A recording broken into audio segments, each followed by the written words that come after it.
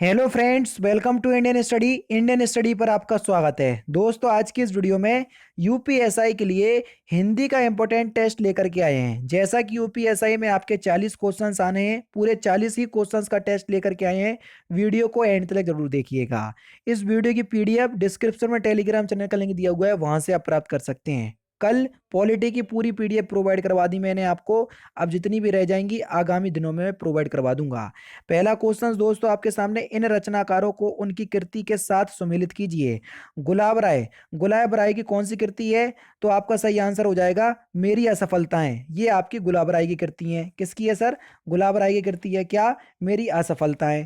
फिर है आपका बचपन। बचपन जो आपकी कृति है वो किसकी हो जाएगी? बचपन जो है बचपन ये है आपकी इसकी कृति हो जाएगी नीड़ का निर्माण। फिर यानी कि तीसरा, ये आपका तीसरे से मिलेगा।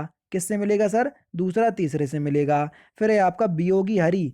वियोगी हरि जो है ये किसकी है? ये हो जाएगी आपकी मेरा जीवन प्रभा। और यशपाल की आपकी सिन्नावलोकन। यानी कि इसका जो सही आंसर हो जाएगा 2 3 4 1। कौन से ऑप्शंस में दिया सर? पहले ही ऑप्शंस में दिया 2 3 4 1, पहला ऑप्शन करेक्ट। मरम वचन जब सीता बोली पंक्ति का प्रयोग हुआ है। मरम वचन जब सीता बोली, इस पंक्ति में किसका प्रयोग हुआ है? ये भैया भाववाच्य का प्रयोग हुआ है इस पंक्ति में। किसका? भाववाच्य का। प्लवंग शब्द का अर्थ क्या है? प्लवंग शब्द का अर्थ क्या है? तो प्लवंग शब्द का अर्थ होता है सर बंदर। ये बंदर का एक पर्यायवाची शब्द है। योगऋण शब्द आपको बताना है। कौन सा योगऋण शब्द है? क्वेश्चन नंबर 4, जल्दी बताइए कौन सा योगऋण शब्द का उदाहरण है? तो दशानन, दशानन शब्द जो है ये एक योगऋण शब्द का उदाहरण हो जाएगा। दूसरा ऑप्शन यहाँ पर आपका बिल्कुल करेक्ट है। योगऋण जो है ये एक संज्ञा का प्रकार है। व्युत्पत्ति के आधार पर संज्ञा 3 प्रकार की होती है, जबकि अर्थ के आधार पर 5 प्रकार की होती है, ध्यान रखना। कागजी घोड़े दौड़ना, कागजी घोड़े दौड़ना, इस मुहावरे का सही अर्थ क्या है सर? कागजी घोड़े दौड़ना, इस मुहावरे का सही अर्थ क्या है? तो सही आंसर हो जाएगा व्यर्थ की लिखा पढ़ी करना। तीसरा ऑप्शन यहाँ पर आपका बिल्कुल करेक्ट हो जाएगा, व्यर्थ की लिखा पढ़ी करना। नेक्स्ट क्वेश्चन से आपका कि निम्नलिखित में से द्वंद्व समास का उदाहरण आपको बताना है।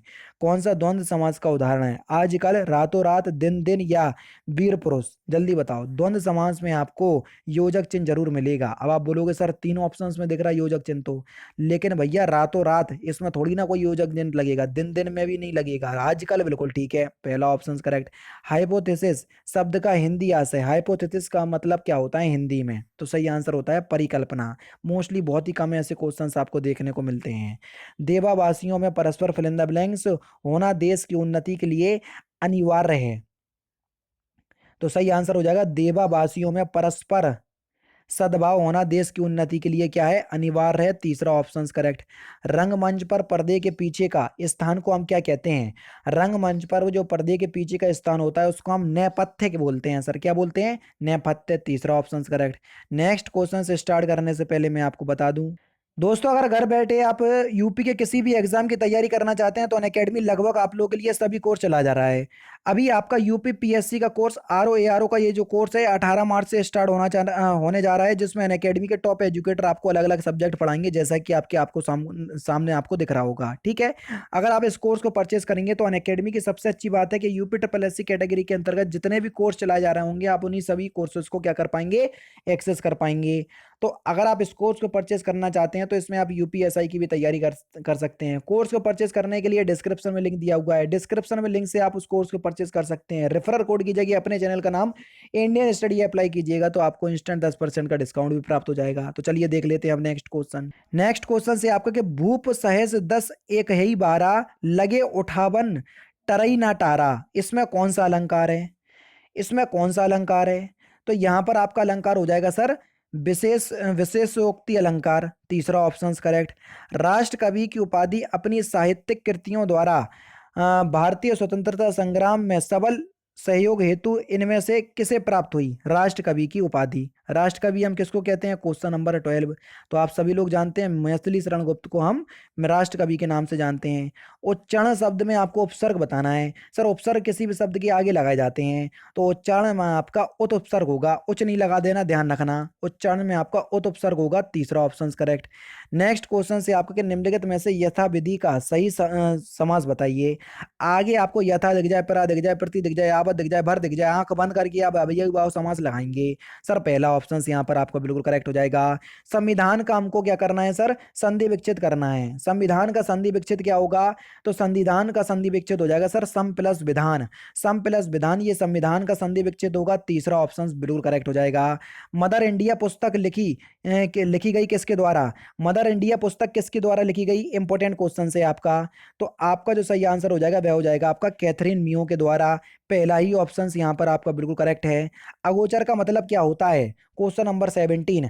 अगोचर का मतलब क्या होता है सर, अगोचर का मतलब होता है आपका वह जो देखा या जाना जा सके, अगोचर। ठीक है, उसके बाद आपका इंद्रियातीत और ब्रह्मा, ये सभी जो है ये अगोचर के मतलब होते हैं। चौथा ऑप्शन करेक्ट। सुंदरता में कौन सा संज्ञा है, सुंदरता में कौन सी संज्ञा है सर, इंपॉर्टेंट क्वेश्चंस। तो सुंदरता में आपकी भाववाचक संज्ञा होगी, कौन सी भाववाचक संज्ञा होगी सुंदरता में, चौथा ऑप्शन बिल्कुल करेक्ट। भूखे को अन्न दो और प्यासे को जल, वाक्य किस प्रकार का कारक है, कारक जो है वो आपका पहचानना है। कारक चिन्ह है आपका को, और को कारक चिन्ह किस में आता है सर, कर्ता ने कर्म को। अब तो इसमें तो है नहीं है। अब जब कोई चीज दी जाती है और वापस नहीं ली जाती है तो वहां पर एक और कारक होता है सर, उसका नाम क्या है, उसको हम संप्रदान कारक कहते हैं सर। पहला ही ऑप्शन करेक्ट हो जाएगा। नेक्स्ट क्वेश्चन, इसमें आपको मिश्र वाक्यों में से कौन सा विशेषण उपवाक्य है ये आपको पहचानना है। मिश्र वाक्यों में से कौन सा विशेषण उपवाक्य है, क्वेश्चन नंबर 20। तो सही आंसर हो जाएगा लखनऊ, जो उत्तर प्रदेश की राजधानी है, एक ऐतिहासिक नगर है। दूसरा ऑप्शन यहाँ पर आपका बिल्कुल करेक्ट हो जाएगा। नीलोत्पलम में कौन सा समास है, नीलोत्पलम में कौन सा समास है, यहाँ पर आपको बताना है। तो यहाँ पर आपका कौन सा समास हो जाएगा सर, तो यहाँ पर कर्मधारय समास होगा सर, पहला ऑप्शन बिल्कुल करेक्ट। चलन में मात्राओं की संख्या कम से अधिक के आधार पर मात्रिक छंदों का सही अनुक्रम बताओ। जिसमें कम मात्राएं होती हैं, पहले वो, फिर उसके बाद, फिर उसके बाद, फिर उसके बाद। तो आपका सही आंसर क्या हो जाएगा सर, तो यहाँ पर जो आपका सही आंसर हो जाएगा, देखो सबसे पहले चौपाई 16 मात्राएं होती हैं, फिर पीयूष, फिर रोला, फिर आपका गीतिका। तो इस प्रकार से चौथा ऑप्शन करेक्ट। दिवावसन का समय मेघ में आसमान से उतर रही है, वह संध्या सुंदरी परिसी धीरे धीरे धीरे धीरे। इस पंक्ति में कौन सा अलंकार है, जल्दी बताइए। इस पंक्ति में सर कौन सा अलंकार है, तो यहाँ पर आपका मानवीकरण अलंकार होगा। क्यों, क्योंकि यहाँ पर वर्णन किया जा रहा है, तो इसलिए यहाँ पर आपका मानवीकरण अलंकार होगा। नेक्स्ट क्वेश्चन, भारत में हिंदी को संविधान कि किस धारा के अंतर्गत राजभाषा घोषित किया गया, इंपॉर्टेंट क्वेश्चन है। किस धारा के अंतर्गत किया गया, तो सही आंसर आपका क्या हो जाएगा सर, ऑप्शन नंबर ए, धारा 343(1), पहला ही ऑप्शन करेक्ट। रामधारी सिंह दिनकर को भारतीय ज्ञानपीठ पुरस्कार प्राप्त हुआ किसके लिए, ये क्वेश्चंस बहुत इंपॉर्टेंट हो जाते हैं, जिस कृति के लिए जिस कवि को ज्ञानपीठ पुरस्कार मिलता है। तो सही आंसर आपका क्या हो जाएगा सर, उर्वशी पर, यानी कि चौथा ऑप्शन करेक्ट हो जाएगा।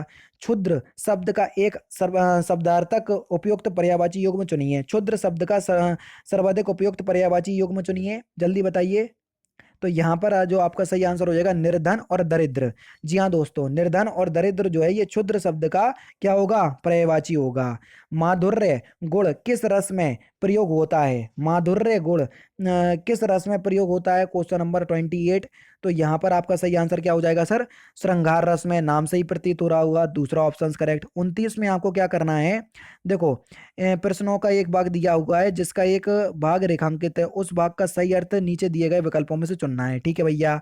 कोई काम ना करके श्रीमती संध्या दिन भर मक्खी मारा करती है, मक्खी मारा करती का सही अर्थ क्या हो जाएगा, ये आपका एक प्रकार का मुहावरा है। तो मक्खी मारा करना इसका मतलब है खाली बैठना, चौथा ऑप्शन करेक्ट। 30 से 31 तक आपको वाक्यांशों के लिए एक शब्द आपको बताना है। जो बात लोगों से सुनी गई हो, वाक्यांशों के लिए एक शब्द क्या होगा, जो बात लोगों से सुनी गई हो, वाक्यांशों के लिए एक शब्द क्या होगा, तो उसको बोलेंगे हम किंवदंती, यानी कि दूसरा चौथा ऑप्शन करेक्ट, क्या बोलेंगे, किंवदंती, चौथा ऑप्शन करेक्ट। रजोगुण वाला, इसको हम क्या बोलेंगे, रजोगुण वाला, इसको हम क्या बोलेंगे, वाक्यांशों के लिए एक शब्द आपको बताना है। रजोगुण वाला, तो उसको बोलेंगे हम राजसिक, क्या बोलेंगे, राजसिक, दूसरा ऑप्शन करेक्ट। स्वार्थ का विलोम शब्द क्या होगा सर, स्वार्थ का विलोम शब्द क्या होगा सर, स्वार्थ का विलोम शब्द, तो स्वार्थ का विलोम शब्द हो जाएगा सर निस्वार्थ, दूसरा ऑप्शन करेक्ट। क्या हो जाएगा, निस्वार्थ, दूसरा ऑप्शन करेक्ट। विनय पत्रिका की भाषा क्या है, विनय पत्रिका तुलसीदास जी की कृति है, इसकी भाषा क्या है, तो इसकी भाषा हो जाएगी सर ब्रज भाषा। जैसे आपकी रामचरितमानस अवधी भाषा में, इसी प्रकार विनय पत्रिका ब्रज भाषा में है, पहला ही ऑप्शन करेक्ट। हिंदी भाषा के उद्भव का विकास का सही अनुक्रम बताइए। सबसे पहले तो आपकी संस्कृत आई, उसके बाद आपकी कौन सी आई, फिर कौन सी आई, फिर कौन सी। देखो चौथा ऑप्शन तो हट ही गया क्योंकि इसमें पाली पहले दे रहे हैं। अब देखो संस्कृत आई, संस्कृत के बाद आपकी पाली आई, फिर उसके बाद आपकी आपकी प्राकृतिक आई, फिर उसके बाद अपभ्रंश आई, फिर उसके बाद सौर सैनी, फिर पश्चिमी हिंदी, फिर खड़ी बोली। तो पहला ऑप्शन यहाँ पर आपका बिल्कुल करेक्ट हो जाएगा सर।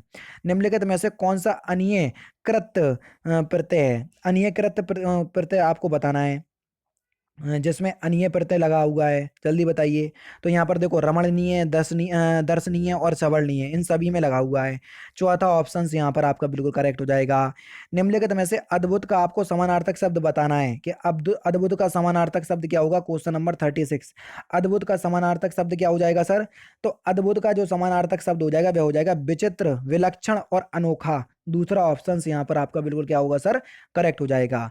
और लास्ट क्वेश्चन, उत्साह शब्द का विशेषण आपको बताना है। तो इस क्वेश्चन का आंसर आप मुझे कमेंट बॉक्स में बताएंगे। बाकी के 3 क्वेश्चंस आपके गद्यांश में चले गए, तो पूरे 40 ही क्वेश्चंस का टेस्ट है। टेस्ट कैसा लगा तो मुझे कमेंट बॉक्स में बताइएगा। 500 लाइक का टारगेट है, वीडियो को लाइक जरूर कीजिएगा। तो दोस्तों फिलहाल की वीडियो में सिर्फ इतना ही। अगर आपको वीडियो पसंद आए तो प्लीज दोस्तों वीडियो को लाइक कीजिए, शेयर कीजिए और साथ ही साथ हमारे चैनल को सब्सक्राइब करना ना भूलें, क्योंकि मैं रोजाना इसी तरह की वीडियोस आप लोगों के लिए लाता रहता हूं। नमस्कार दोस्तों, जय हिंद, जय भारत।